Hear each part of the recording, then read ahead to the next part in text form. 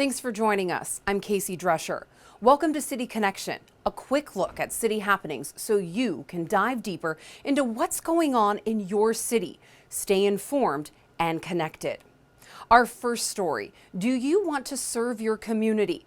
Have you always been interested in learning more about law enforcement? The police department's Volunteers in Policing program is accepting applications and looking for interested community volunteers to serve as VIPs. The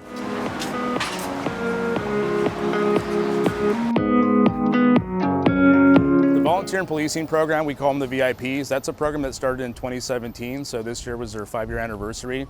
That program was really developed with a mission of finding a way to support public safety and also police department community relationships through a non-enforcement avenue. And the volunteers come and do that for us. Every day there's things that the VIPs do that I, at my level, probably don't even know about. But it's even the minor things of hearing somebody come into the lobby, be confused, ask questions, and have somebody who shows that care and compassion immediately. That's a volunteer that can express to them what's going on, help them through, and sometimes just the shared experience, because of the life experience, is a phenomenal opportunity.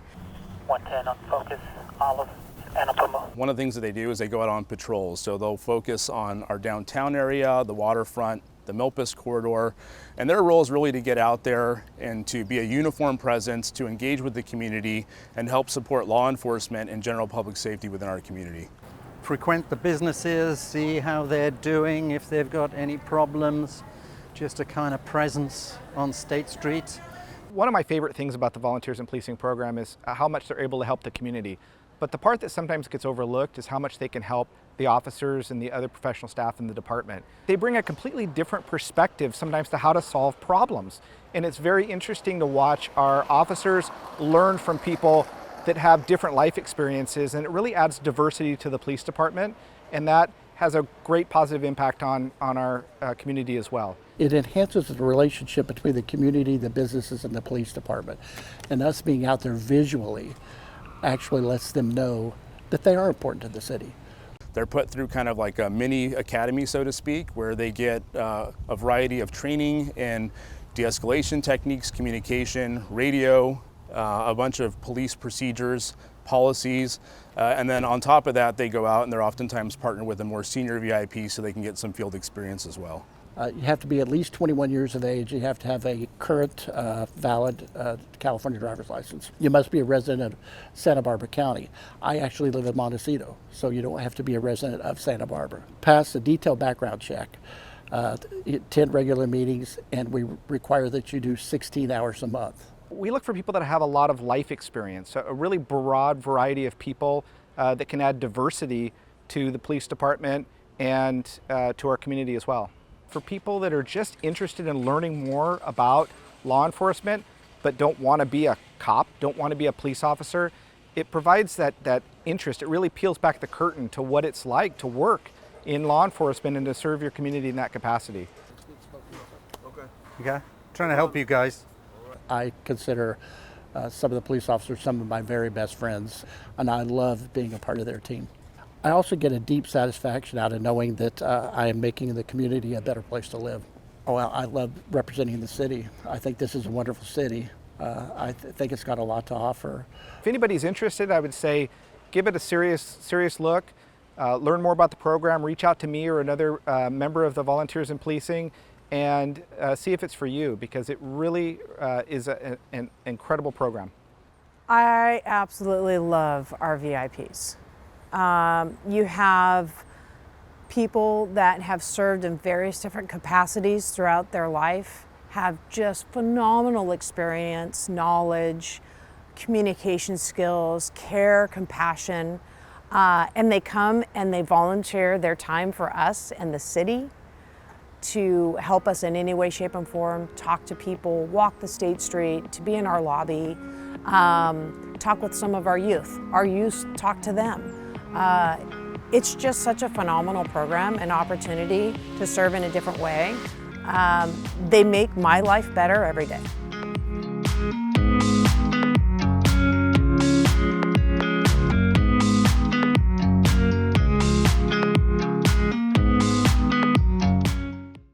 If you're interested in volunteering, the deadline to submit an application is October 28th. Visit www.joinsantabarbarapd.org for more information. In addition to the VIPs strengthening relationships in the city, an enhanced law enforcement presence will soon be felt as the biggest class size in years was recently sworn in as future Santa Barbara police officers. Raise your right hands. I, officer, state your name. I, Officer Joseph. Do solemnly swear.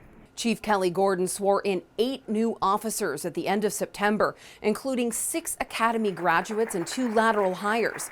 The 6 Academy grads recently completed the Peace Officer Standards and Training Academy, which includes over 40 learning modules during a 24-week training. Many of these new officers are Santa Barbara County natives and come from law enforcement families. Police leadership say there have been a number of vacancies due to the current climate and navigating the pandemic, and these new officers serving their hometown is a big boost for the department and the community as a whole. It's really helpful to bring up, one, the morale of our agency, because we see more people coming in, and that means more relief for the officers who work in patrol and who are handling the day-to-day calls for service. And it also means more officers on the street for the community, so that when we do have call services, when we are responding to calls, we can decrease those call times, we can provide a better service to the community. It's so hard to keep people here because it's just Santa Barbara, and it's hard to live here, it's hard to buy houses and stuff. So if we get people who are rooted here with family and friends, and it's so much easier for them to want to stay here and be part of this community for the rest of their career. And they know the community, they know people in it, they have connections, they have the ability. They know half the people that they go to a store to help them out because they call the police. They know the store owners already, so it's really helpful to have that in a community like this with people who grew up here or around the area.